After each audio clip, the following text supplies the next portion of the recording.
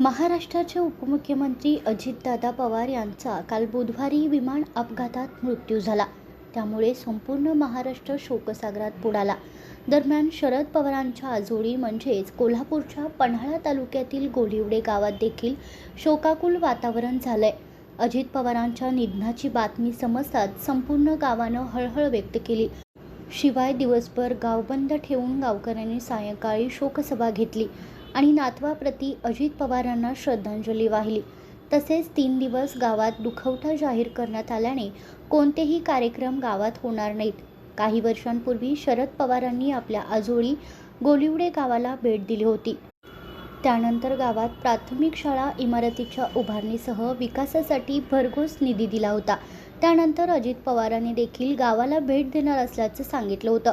मात्र त्यांच्या अपघाती निधनाने काकांच्या आजोळी गोलिवडे गावाला यायचं त्यांचं स्वप्न अपूर्ण राहिल्याच्या भावना गावकऱ्यांनी व्यक्त केल्यात. तर पवार कुटुंबियांच्या दुःखात गोलिवडे ग्रामस्थ सहभागी असून लवकरच अजित पवारांच्या कुटुंबियांना सांत्वनपर भेट घेणार असल्याचं गावकऱ्यांनी यावेळी सांगितलं.